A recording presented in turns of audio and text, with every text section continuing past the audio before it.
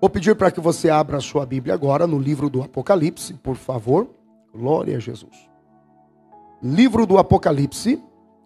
E encontre o capítulo de número 2. Aleluia. Glória a Deus. Livro do Apocalipse, capítulo de número 2. E o verso de número 18.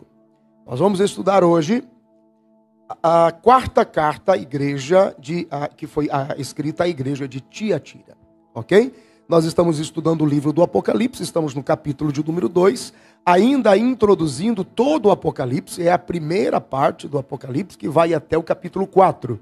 E aí então no capítulo 4, propriamente dito, acontece o desenrolar de todas as visões, e aí de uma forma sistemática, de uma forma bem repartida, exclusiva, João vai vendo todos os acontecimentos no Apocalipse. Então vamos lá, livro do Apocalipse, capítulo de número 2, versículo de número 18. E ao anjo da igreja de Tiatira escreve: isto diz o Filho de Deus, que tem seus olhos como chama de fogo, e os pés semelhantes ao latão reluzente. Eu conheço as tuas obras, amor, serviço, fé e paciência, e que as tuas últimas obras são mais do que as primeiras. Mas algumas poucas coisas tenho contra ti, que deixas Jezabel, mulher que se diz profetiza, ensinar e enganar os meus servos, para que forniquem e comam dos sacrifícios da idolatria. E dei-lhe tempo para que se arrependesse da sua fornicação, e não se arrependeu. Eis que a porei numa cama, e sobre os que adulteram com ela virá grande tribulação, se não se arrependerem das suas obras. Destruirei com morte os seus filhos, e todas as igrejas saberão que eu sou aquele que sonda as entranhas, que sonda os rins e os corações, dependendo da sua versão, e darei a cada um de vós segundo as vossas obras. Mas eu vos digo a vós, e aos restantes que estão em Tiatira, a todos quantos não têm esta doutrina, e não conheceram, como dizem, as profundezas de Satanás, que outra carga vos não porei. Mas os que tendes, retende-o até que eu venha. E ao que vencer, e guardar até o fim as minhas obras, eu lhe darei poder sobre as nações. Aleluia. E com vara de ferro as regerá, e serão quebradas como vasos de oleiro, como também recebi de meu Pai. E dar-lhe-ei a estrela da manhã. Quem tem ouvidos, ouça o que o Espírito diz às igrejas. Amém? Nós estamos no livro do Apocalipse, estudando as cartas que João recebe e escreve às igrejas da Ásia. A carta que temos aqui, a carta à igreja de Tiatira. E existe uma semelhança, quase que uma continuidade da carta anterior, a carta de Pérgamo. Quem perdeu as últimas ministrações, você pode encontrar no YouTube, no Facebook, ou somente a ministração em particular no meu canal do YouTube também. Está lá somente a ministração. O anjo está falando, quer dizer, o Senhor está falando ao anjo da igreja de Tiatira. E é aqui a primeira vez, no Apocalipse, primeira e única vez, que aparece abertamente a expressão: quem diz isto é o Filho de Deus. Que aparece abertamente, o Filho de Deus. Existem outras sugestões, como por exemplo, se você voltar um pouquinho no versículo de número 6, capítulo 1, versículo 6, aonde há uma sugestão indireta. Veja, e nos fez reis e sacerdotes para Deus e seu Pai. A ele seja glória e poder para todos sempre. Amém.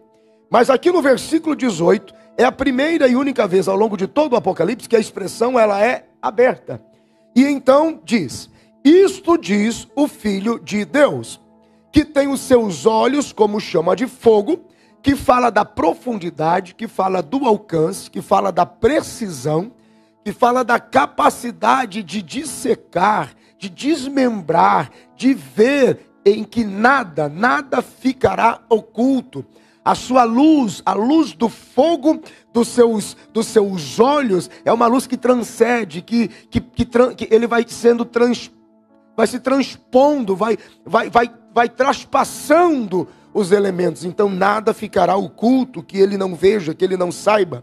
E os seus pés como latão reluzente. Nós estudamos isso anteriormente lá em Éfeso, porque fala da sua capacidade de julgar, fala da sua autoridade como juiz e fala da sua eficácia e firmeza como juiz. Então ele não vai titubear, não vai haver dúvida. A precisão do seu julgamento é a precisão de quem julga e aniquila completamente. Ele dá a sentença uma vez só e acabou.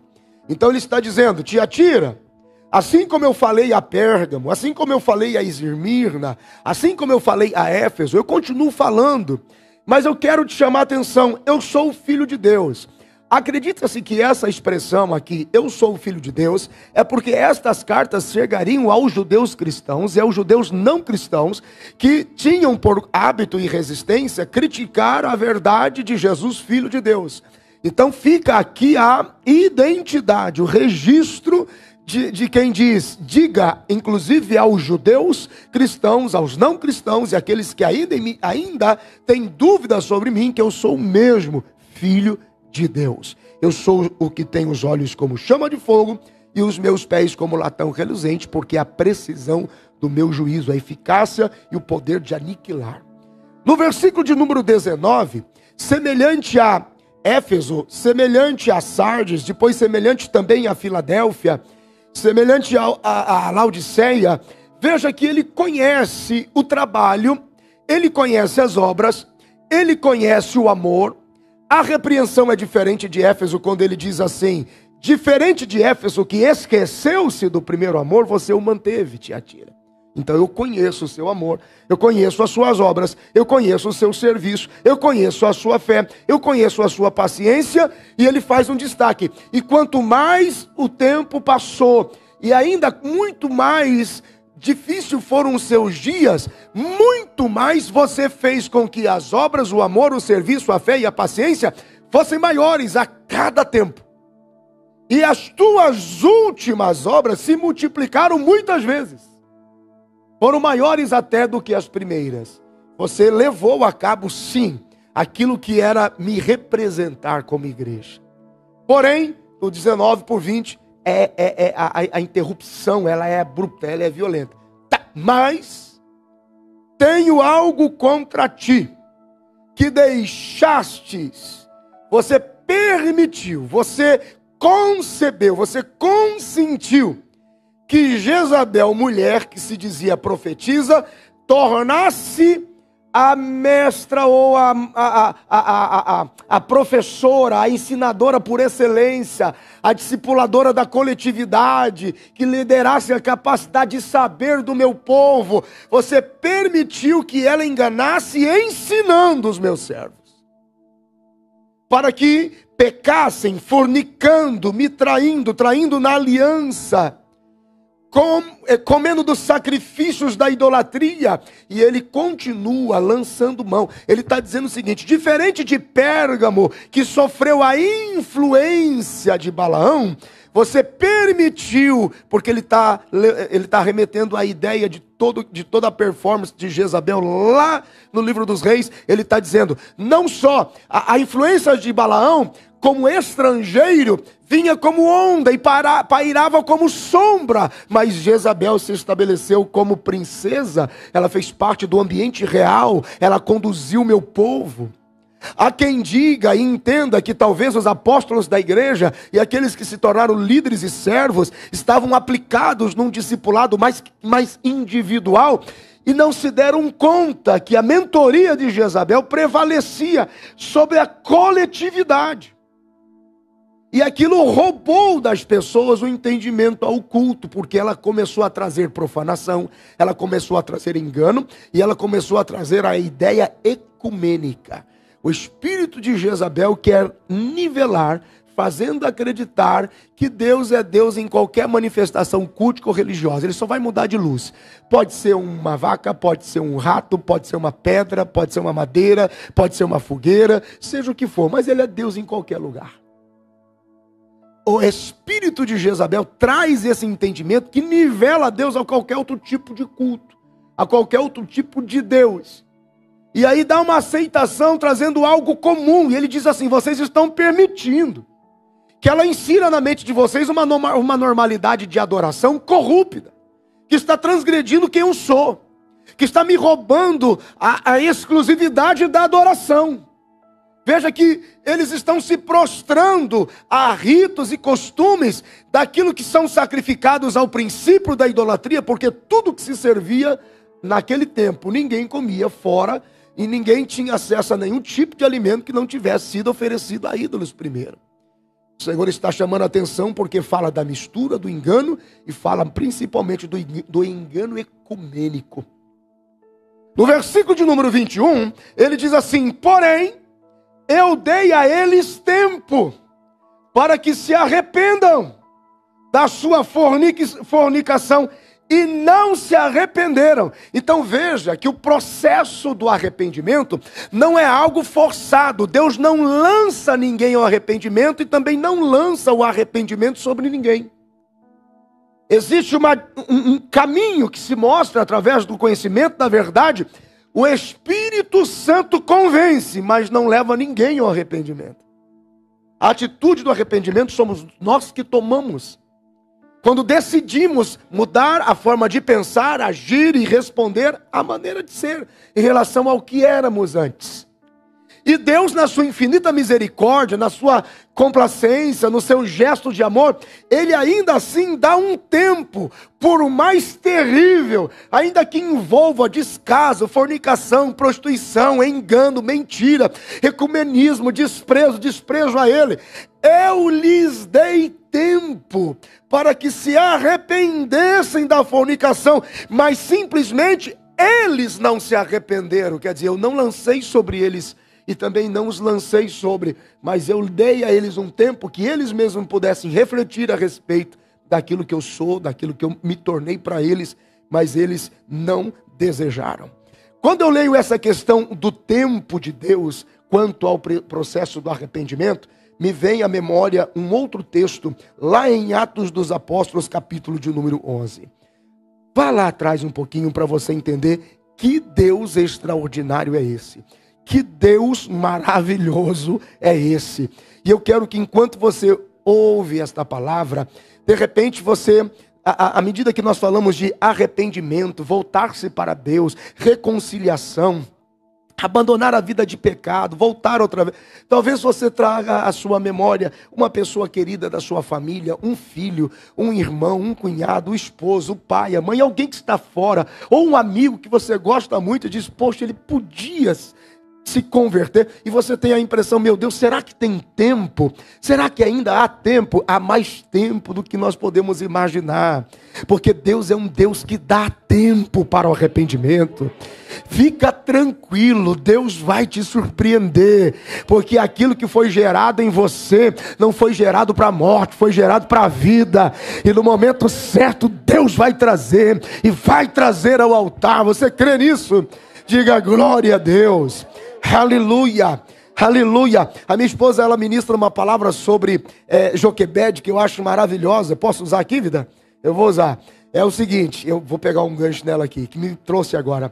Porque geralmente as famílias, os pais, ficam temerosos com seus filhos. Meu Deus, pastor, eu criei na igreja, eu ensinei, eu levei a escola dominical, eu levei no ciclo de oração, pastor, eu li a Bíblia, eu colocava louvores, eu cantava, já cantava. Meu Deus, pastor, escute uma coisa. Veja que quando Moisés foi colocado no cesto e ele ficou junto dos juncos, preso, porque alguém diz assim: lá vai o cestinho de Moisés. Ele não saiu do lugar, irmão. Ele nem desceu o rio, nem subiu o rio, né? E aí eu tenho um amigo muito chegado, e ele chegou para mim e falou, ele é cantor, né? Ele chegou para mim: pastor, olha aqui no bonito, o que o senhor acha? E o trecho do hino dizia assim: e lá vai Moisés, vai no seu cestinho, vai subindo o rio, ó que bonitinho, vai subindo o rio. Eu falei: irmão, Moisés não subiu o rio. nem no cestinho, nem foi bonitinho. Ele ficou paradinho no junco. Foi estratégia. Ficou ali para que a filha de Faraó o encontrasse. Ah, peraí, gente. Mas tá bom, é bonitinho, vende, ganha uns trocadinhos, mas tá errado. Ok? Então ele está lá junto do junco. Entendeu? Quer dizer, o Nilo representa o mundo.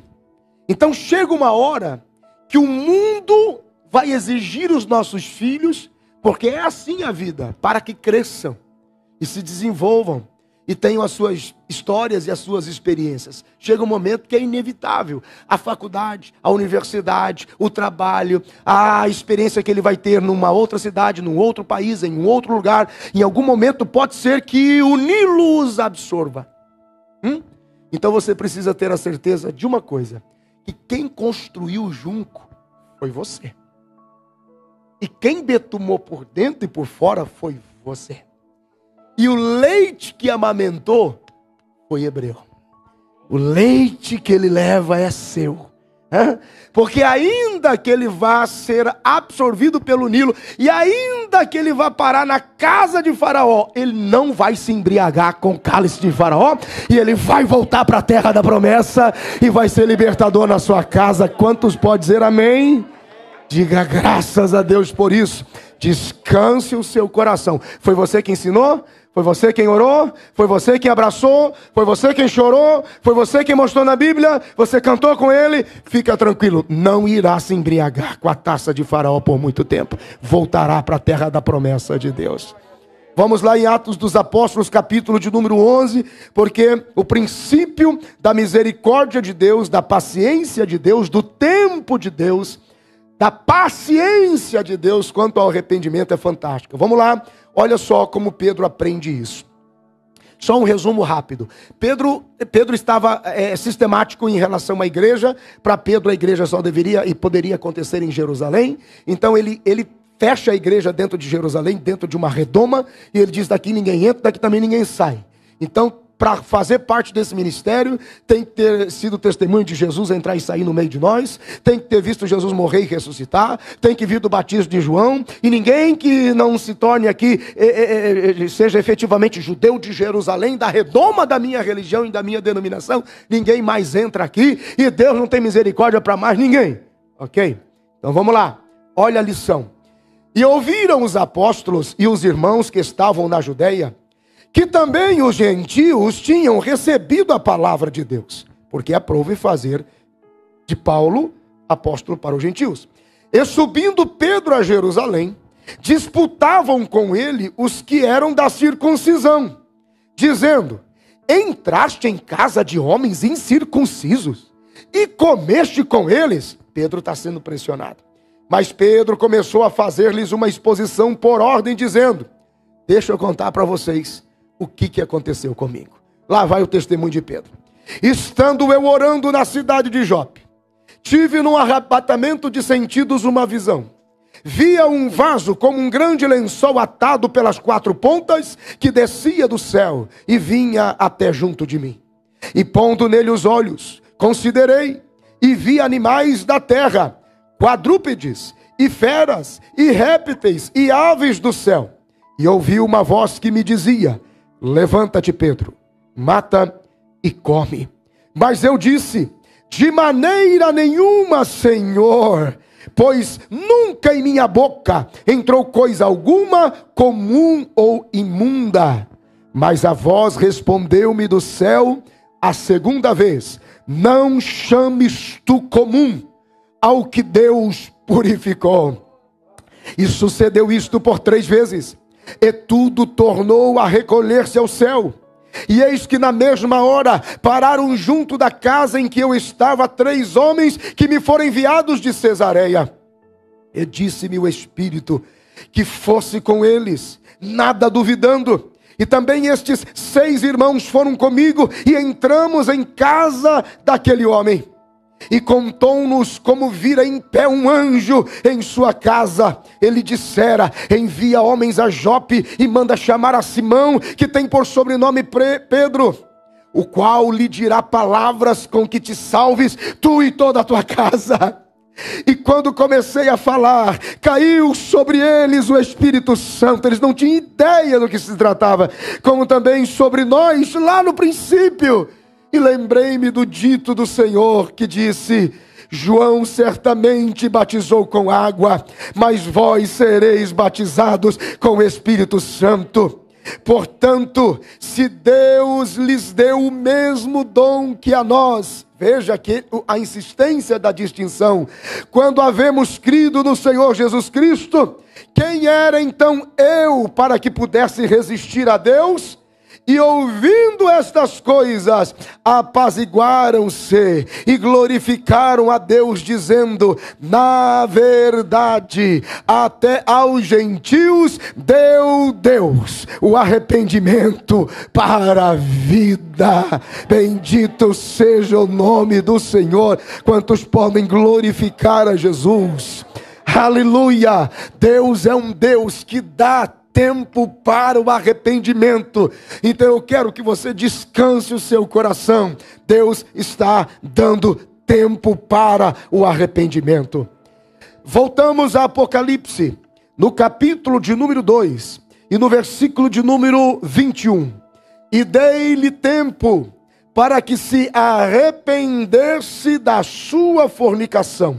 E não se arrependeram, porque muitos haviam ali que o coração estava tão endurecido que simplesmente desprezaram a oportunidade de Deus.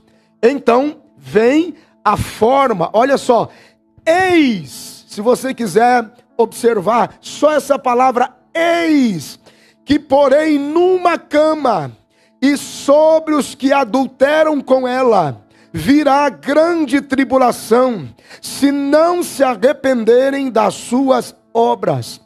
Veja, a igreja de Tiatira, ela ficou tão reduzida em efetivo, que aqui foi o próprio Deus que interviu com o juízo, decretando, dizendo: eis, ou seja, eu farei assim e eu mesmo farei, por todos aqueles que se envolveram com o engano, com a ideia ecumênica, com a ideia da mistura, com a ideia de celebrar tudo e qualquer coisa como se eu estivesse sendo comum a todos, sem a distinção de quem é Senhor e Senhor verdadeiro.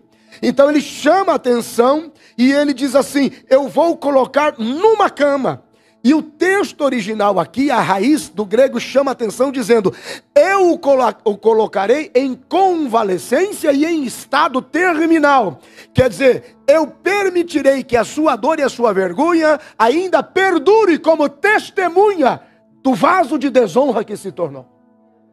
Infelizmente, algumas pessoas se tornam em algum momento vasos de desonra. E mesmo vasos de desonra servem com propósito a Deus para a manifestação do seu juízo. Saul se tornou um vaso de desonra. Caim se tornou um vaso de desonra. Judas se tornou um vaso de desonra. Veja aqui, quando o oleiro faz o vaso, ele é o senhor do vaso. Ele é o dono do vaso. Até então, ele sabe todas as propriedades e o valor que o vaso tem. Mas quando vem o comprador passa a ter direito sobre o vaso. E quando ele compra e leva o vaso, é ele que vai então dar destino ao vaso. Mesmo que o destino seja fora do propósito pelo qual o vaso foi criado. Deus nos fez, Deus nos gerou com propósito. E Ele sabe o valor, o propósito e como iremos funcionar melhor, segundo o propósito pelo qual fomos criados. Mas o comprador, há um leilão no mundo. O diabo engana o homem que se distancia de Deus. E ele levando o homem como vaso de propósito feito pelas mãos de Deus, ele passa a determinar ao vaso o valor, a ocupação que ele deverá ter ou que vai ter. E então ele começa a se tornar um vaso que comporta o erro, comporta o pecado e vai se transformando num vaso de desonra se não houver arrependimento, porque Deus dá esse tempo de arrependimento. Então, quando o vaso retorna para as mãos do oleiro, trincado, quebrado, moído ou mal usado, o oleiro tem um poder de refazer, porque o oleiro sabe precisamente, aleluia, porque e qual o propósito o vaso foi criado.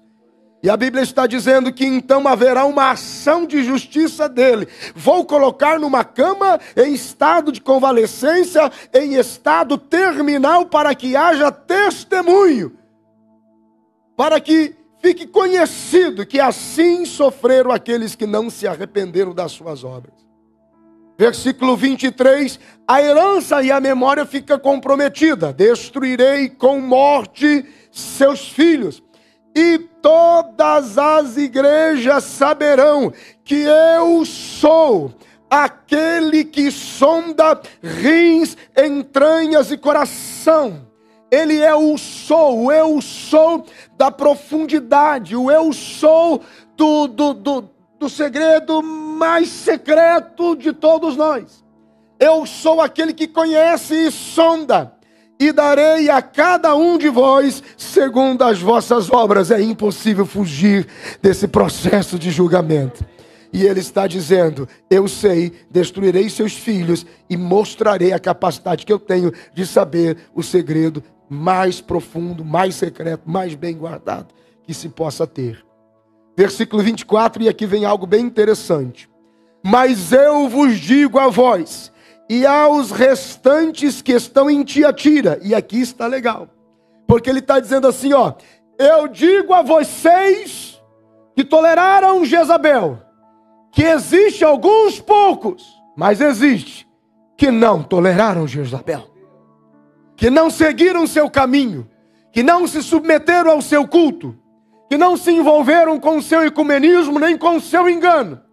Direi a estes restantes que estão em Tiatira, porque sempre haverá remanescentes, aleluia, e a todos quantos não têm esta doutrina, e não conheceram, como dizem, as profundezas de Satanás, que outra carga vos não porei.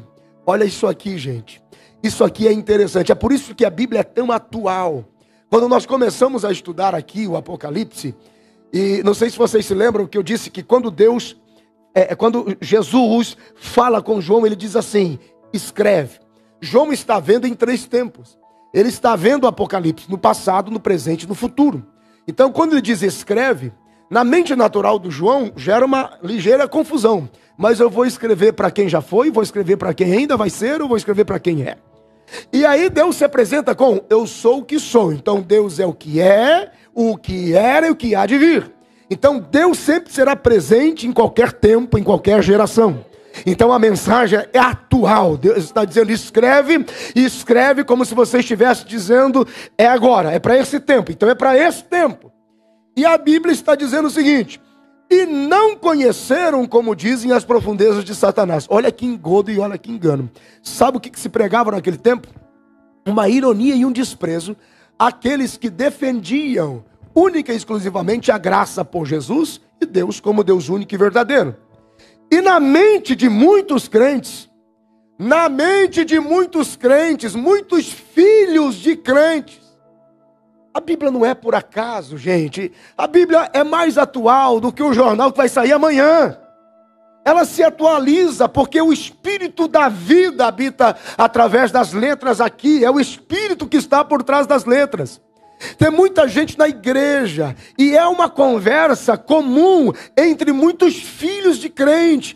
Essa faixa etária de adolescentes aí, de 13 a 19 anos, que ficam gravitando nesse conceito satânico. Que conceito? O que se pregava naquele tempo? Você conhece o quê? Ah, eu conheço o Deus vivo. Você acredita no Deus vivo? Sim, eu acredito no Deus vivo. E você acredita na graça por Jesus? Sim, eu acredito na graça por Jesus. Então vocês só conhecem metade da história. Você precisa conhecer toda a história. Como? Conhecendo Satanás e os demônios. Porque se você puder conhecer as profundezas de Satanás, porque era um confronto às profundezas de Deus e às profundezas do seu espírito, você sabia que Deus não é criador só do homem, mas que Deus é criador também de Satanás e do inferno e dos demônios? Então, se você diz que só conhece Deus e nunca experimentou os demônios, você conhece 50%. Gente, o que nós temos aconselhado jovens e adolescentes que estão gravitando entre espiritismo e gnosticismo, presos pela ideia da psicologia mais profunda, que isola completamente a ideia de Deus, mas que tudo gira em torno do indivíduo, da sua capacidade emocional, psíquica, emocional, de dissecar, de discernir, de explicar o que é divino, o que é a luz, o que é o Deus acima de todas as coisas, que pode ser qualquer outra coisa, mas porque a gente inventou o nome de Deus. Então começa a gravitar entre feitiçaria, magia. Nunca houve um tempo com tantas insinuações em séries de TV. É Harry Potter, é macumba de Harry Potter, é espiritismo, é magia, é witchcraft, não sei como é que fala. Como é que fala feitiçaria, gente, que fala inglês aí? Witchcraft, é isso aí. Você vê séries e sociedades secretas e manipulação de elementos, e depois mistura a ideia de Deus, e tem gente com a mente vagando, e porque não consegue se afirmar na ideia única e absoluta de Deus, porque tem que buscar no satanismo, porque tem que buscar no ocultismo, e porque tem que buscar em alguma coisa mais complexa, mais difícil, e simplesmente ignoram a simplicidade de Cristo por ser simples. Você é meramente simples e acessível e fácil de entender. E as pessoas ficam buscando, como é que fala? Cabelo em ovo, né? Entendeu? As pessoas têm essa dificuldade. E naquele tempo era assim. Eles prescrutavam a profundeza de Satanás e o culto aos demônios, misturado à ideia ecumênica e profana e enganosa de Jezabel, sempre tinha como fim a prostituição, a pornografia, a lascívia, o envolvimento com depravação através dos cultos. Por quê? Porque se Deus nos criou, então para conhecer Deus, a gente precisa ir até o limite máximo das nossas sensações, vontades e desejos. E Deus está dizendo: eu vou destruir esses filhos. Eu vou destruir essa geração. Mas ainda tem alguns que entenderam. O sangue de Jesus tem poder, meus irmãos. Existe uma linha satânica muito forte, uma linha satânica muito tênue.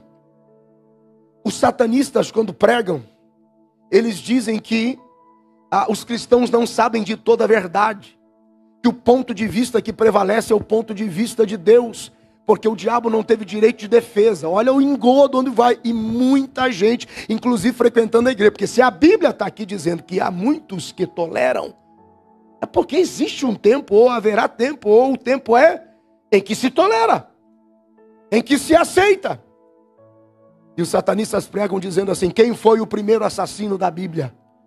E as pessoas pensam, será que foi o diabo? Não, foi Deus quem matou e puniu. Quando foi que o diabo disse: matem as grávidas e as crianças e as que amamentam? Quando foi que o diabo diz: dizimem todos os jebuseus, dizimem todos os midianitas, dizimem a todos? E os satanistas começam a pregar: Deus foi o maior assassino da Bíblia, foi o que mais matou, foi o que mais derramou sangue.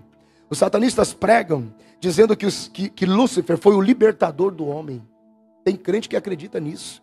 Foi Lúcifer quem chegou para o homem e disse assim: ó, tá vendo esse Deus aí todo poderoso? Então, ele só é Deus porque você está dando glória para ele. Porque o dia que você deixar de dar glória para ele, ele deixa de existir. Porque ele só se afirma porque a sua referência está do lado de fora. E os satanistas dizem que foi Lúcifer quem disse para Deus: o senhor está perdendo o brilho, hein? Não tem ninguém para te adorar, não tem ninguém para te referenciar. Os anjos não têm medo, já estão aqui mesmo. Todo mundo te adora no ambiente de eternidade. Eu tenho uma ideia. Por que o senhor não cria um bichinho pequenininho assim, ó, de 2 pés, 2 braços, uma cabeça, e faz ele te adorar? E no dia que ele deixar de te adorar, mata ele. O medo dele vai ser terrível. O senhor vai ficar poderoso. Você acha isso confuso? Tem crente que crê assim. Porque se anula completamente a soberania de Deus. Deus é soberano, Deus não tem medo do pecado, Deus não tem medo do diabo, Deus não tem medo de demônios, Deus não tem medo de nada. Não há inimigo não há quem se habilite a ser inimigo de Deus. Ele é soberano por toda a eternidade, e a história que querem contar é mentira. As profundezas de Satanás é engano, porque Deus é Deus justo e soberano. Ele criou o bem e o mal, da sua boca saiu, porque ele não tem medo de bem, não tem medo de mal. Ele é soberano sobre todos. Ele é tão soberano que ele não põe nem a mão no diabo para destruir. O diabo é destruído pela igreja, debaixo dos pés da igreja, porque Deus não perde tempo com quem é derrotado pela sua igreja. Quem está entendendo esta palavra, diga glória a Deus por isso. E tem crente que acredita nisso. Ele só não diz, mas o culto calado dele, o culto sem coragem dele, a adoração sem expressão, a adoração sem relevância, só pode estar adorando um Deus que ele não acredita que exista. Não é possível. É discreto, não tem ação, não tem reação, não chama porque não vai te ouvir. Porventura aquele que fez os ouvidos não ouviria, aquele que fez os olhos não veria, e aquele que criou a língua não sabe o que os homens falam, e o que criou o entendimento não sabe o que os homens pensam. O salmista orou dizendo: até quando o ímpio vai se vangloriar dos seus feitos, dizendo: olha como eu peco, mas Deus nada a ver, olha como eu faço, mas Deus nada faz. E aí então ele diz: quer saber de uma coisa? Quem fez os olhos vê, quem fez os ouvidos ouve, quem fez a língua fala, e quem fez o entendimento sabe o que está no coração do homem. Bendito seja o nome do Senhor.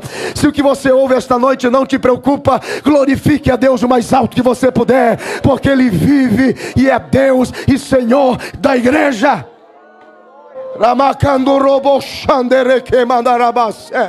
Eu não preciso da profundeza de Satanás, eu não preciso da experiência de mesa branca, mesa preta, mesa negra, eu não preciso de feitiçaria, de magia, eu não preciso ir ao inferno.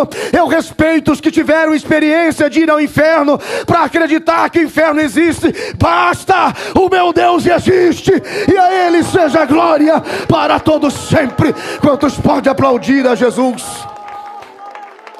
Ramakandorobosha. Aleluia, aleluia, aleluia, aleluia.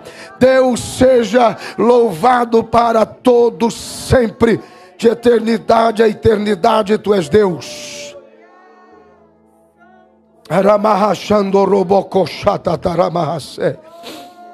Aleluia, aleluia, aleluia, aleluia. Versículo 24 e 25, vamos unir os dois. Diz a palavra do Senhor, glória a Deus.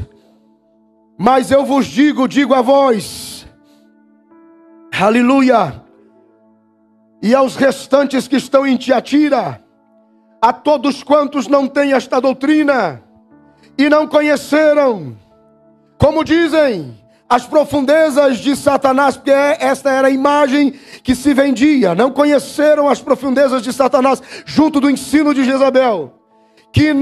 Que outra carga vos não porei. Veja que ele sabe do engodo, ele sabe de toda ação, ele sabe de toda forma maldosa do trabalho. Versículo 25: mas o que tendes, aquilo que você guardou, aquilo que você acreditou, aquilo que você praticou, retenha, guarda, até que eu venha. Ele está dizendo: eu conto com vocês para a minha volta.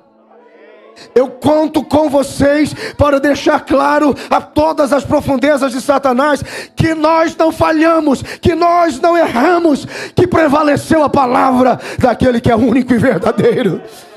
Aleluia.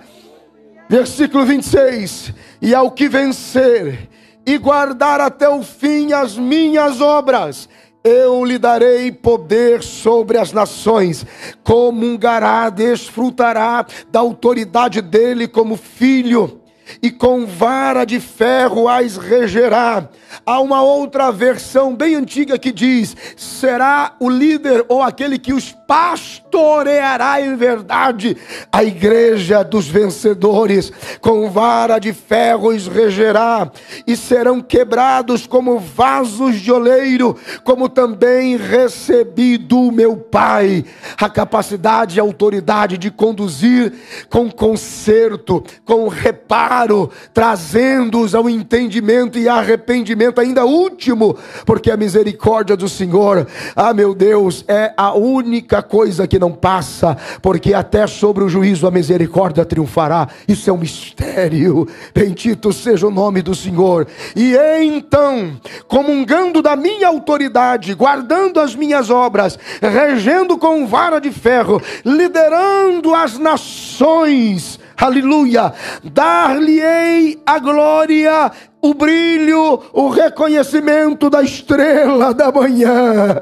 Bendito seja o nome do Senhor. Será honrado, haverá o reconhecimento, o destaque, o brilho, a visibilidade. Aleluia.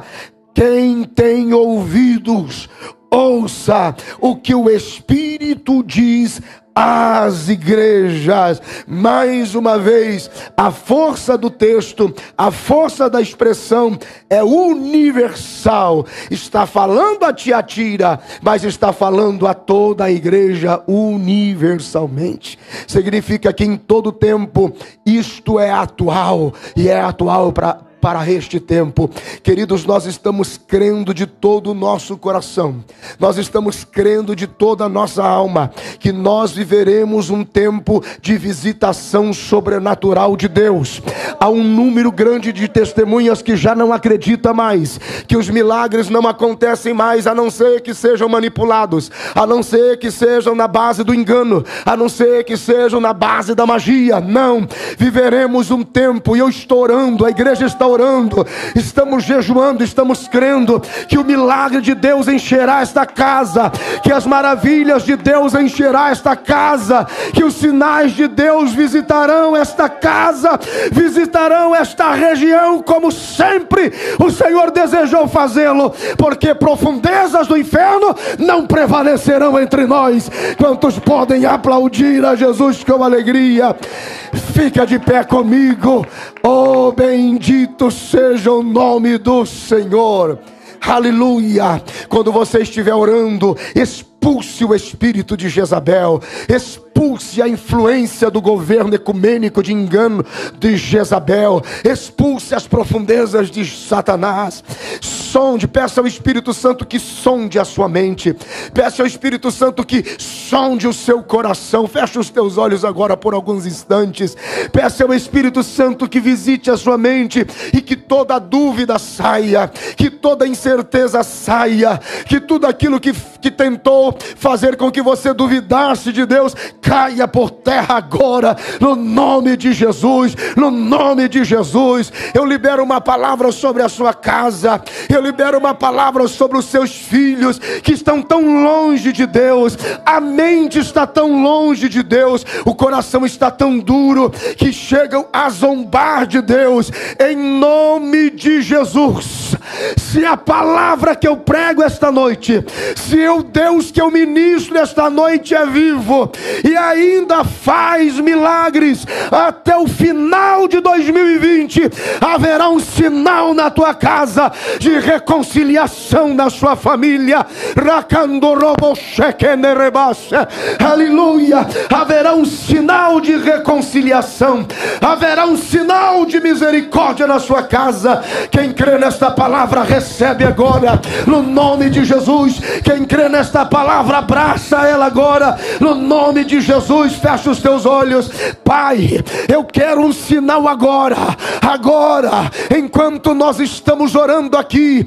Entra na casa dos teus filhos, vá até aquele homem que está desviado, vá até aquele filho que está afastado, desviado, vá até aquela filha que está desviada, aquele cunhado, aquele irmão, aquela cunhada. Senhor, vá agora. Senhor, eu quero um sinal esta noite, um sinal sinal de que a tua palavra é viva, um sinal de que o Senhor é o Deus que tem paciência no arrependimento. Vá agora e dá um sinal aos teus filhos, Senhor, um telefone, um e-mail, um texto de mensagem, um aviso no WhatsApp, seja o que for, Senhor, agora eu quero um sinal ao sair daqui pela madrugada, amanhã pela manhã, um sinal de que o tempo do arrependimento chegou, um sinal de que o tempo da reconciliação está próxima.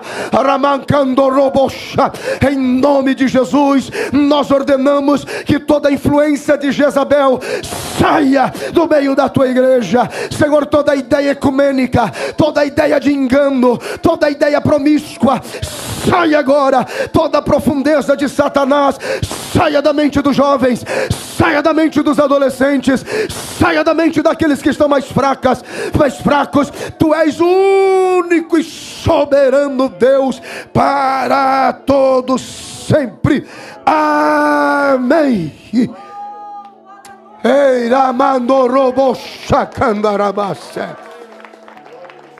Aleluia.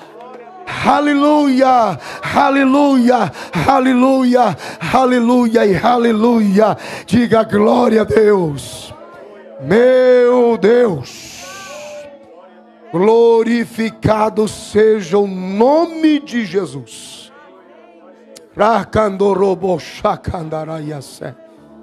Aleluia, aleluia, aleluia, aleluia, aleluia, aleluia, aleluia, aleluia, aleluia, aleluia, aleluia. Aleluia, aleluia, aleluia. Deus está chegando primeiro na mente dos teus filhos. Deus está chegando primeiro. O Espírito Santo está chegando primeiro. A igreja está orando. Meu Deus. Aleluia. Aleluia, aleluia, aleluia, aleluia e aleluia. Diga graças a Deus. Meu Deus. Amém, amém e amém. Diga graças a Deus.